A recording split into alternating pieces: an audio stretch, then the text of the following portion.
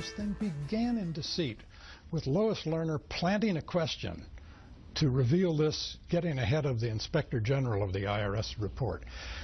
Then there were a few rogue agents in Cincinnati. The IRS is the most intrusive and potentially punitive institution of the federal government, and it is a law enforcement institution, and it is off the rails, and it is now thoroughly corrupted. All right, folks, welcome back. Larry Kudlow, CNBC senior contributor and syndicated host of the Larry Kudlow Show on Cumulus Radio, joins us. Hello, sir.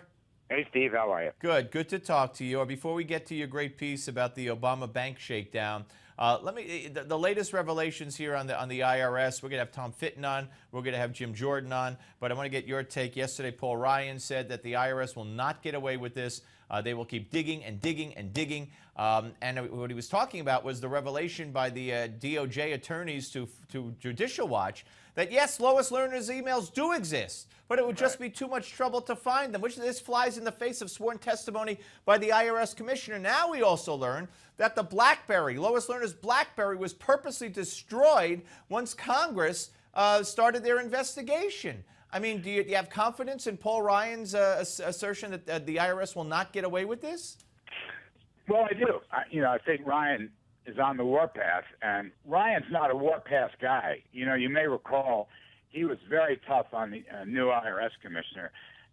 He basically said, you're lying to us, all right? And Paul is teed off at this. Look, everything we learn as time passes proves the government's story is wrong, okay, including the email story. But everything we learn proves that the government story is wrong.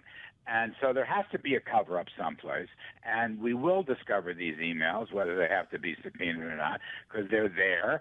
And a lot of people said, don't you remember several months ago, a whole lot of computer experts said that these emails can be found. And by law, you're supposed to have backup, and that was also said, but it sort of, went through the cracks.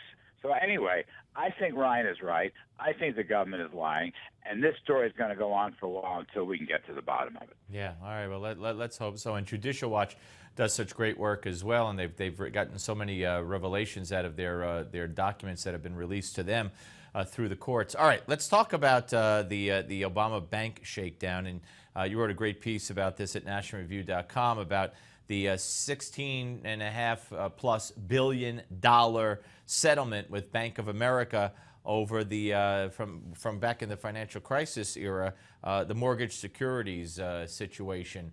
I mean, this just seems outrageous. What's interesting about this? Where did that $16.6 billion penalty come from? Good question. Let's start there, because it is so opaque. It has no transparency. There is no accounting. And the Treasury Department, or in this case, the Justice Department, won't take the Bank of America to court. I mean, they won't have any say. Nobody knows where this money, how they assess this penalty. And the second part is, where's the money going? Does anybody know that? Now, it is said that the money is going to the federal government, probably to the Justice Department. It's also said that the money is going to states with Democratic governors. It's also been said that the money is going to left-wing community organizer groups, sort of the housing version of Acorn. Well, you called these settlements, and there have been plenty of them, election year ATMs for the Obama administration. That's what it looks like. Dick Kovacevich, the former CEO of Wells Fargo, all right, the former, he's retired. He ran a great bank. He didn't want bailout money. He didn't need bailout money, but they jammed it down his throat. Anyway, he calls this settlement extortion. He said it on CNBC. He called it extortion. And I think that he is right. I think that this year in particular, 2014, an election year, where the Democrats have virtually no political cards to play, and where it may be a sweeping cycle election, okay? I think that this is part of the class warfare argument, this whole bank shakedown. What's Obama going to do? He's going to go after corporate inversions, So he's going to attack big business. He's going to attack Wall Street and big banks, and he's going to attack the people that run these outfits. It's a class warfare election year, and I think that's at the bottom of this. Well, yeah, you talk about inversion, and of course Burger King comes to mind. Their purchase yesterday, and meaning that they're going to avoid the corporate tax here in the United States and pick up Canada's. And you know, we already have one senator, Sherrod Brown, calling for a boycott, as many on the left are as well, of Burger King for being unpatriotic. And I'm sure that Barack Obama will weigh in on that, if not outright call for a boycott. He'll certainly refer to them as being unpatriotic. You know, and Paul Ryan yesterday also said that that's ridiculous. The answer is cut the corporate tax rate, as you have been saying forever. Yeah, I mean, if not cut it, just repeal it. Yeah. Abolish it completely. But I want to say something about this latest issue, the Burger King issue. Warren Buffett is involved heavily in the financing of this issue, okay? So Buffett, who is Obama's pal, who has been going on for years about how wealthy millionaires don't pay their fair share, here's Buffett involved in a corporate inversion, in other words, a tax deal to lighten the tax burden on Burger King and the other companies. Here's Buffett. Now, to me, and by the way, I don't have a problem with Buffett doing this. I don't have a problem with any of them doing it, although I think it's goofy and we should repeal the corporate tax. But Buffett kind of pulls the rug out from under Obama. Buffett's his pal. And if Buffett's doing this, what's Obama going to say? You attack inversions, you're attacking his buddy Warren Buffett. And I want to see how this plays out, because I think this really damages Obama's whole credibility. It damages his whole argument. It damages his whole economic patriotism. This is his buddy, Warren Buffett, right, who is engaging in inversions. That's what he's doing. But that is bizarre. And normally I would say, boy, Larry, you hit on it, and how's he going to get out of this one? But Larry, this is a guy who goes around the country saying, you know, women make 70 cents on the dollar, whatever, and then we find out the same thing happens at the White House. And the White House says, well, you know, it's a complicated issue. Doesn't stop him from demagoguing that issue. And he himself once brought up you shouldn't pay more, you know, a lower tax rate than your secretary. He himself, at least in 1 year that I recall, paid a lower tax rate than his secretary by taking advantage of every deduction and whatever. So I don't think it really will affect him. He'll keep up with the populism and the anti-patriotic rhetoric, and well, even though there's a conflict here. Well, I think you're right. I mean, it was Buffett who said he shouldn't earn more than his secretary. Okay. So Obama, okay. Yeah. Obama went out and created what's been called the Buffett tax, which is essentially a higher capital gains tax on millionaires.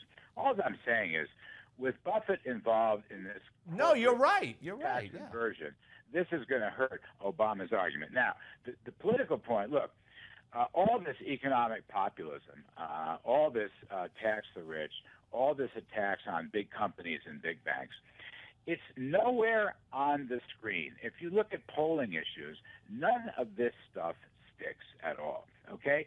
So the issues for Obama and the Democrats who follow him are still going to be Obamacare. There's still going to be the slow economic recovery. There's still going to be the decline in wages. There's still going to be the immigration problem, particularly on the border. See, it's like Obama is going to be unhinged from the reality of what ordinary voters are facing. And that's going to be the Democrats' problem. And now foreign policy is blowing up at him in the Middle East. I call all of this together Obamaism. And I think Obamaism is going to play a big role in the election.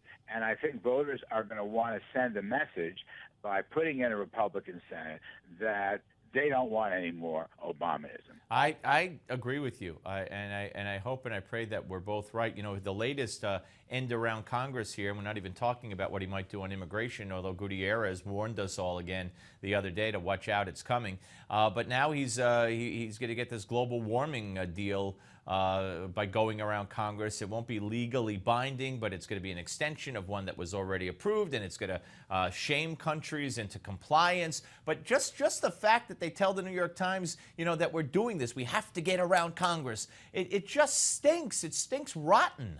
You see, here's my solution to this, or my political thought. We got 1 minute, so go, Larry. The GOP needs a new contract with America, all right? And I've talked to a number of people on my radio show and on the telephone. They need to list 7 or 8 of these key themes, including executive regulatory overreach, on tax reform, on the Keystone Pipeline, on Obamacare. There's a good laundry list.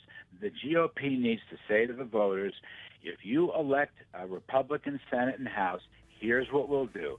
Here's our governing agenda.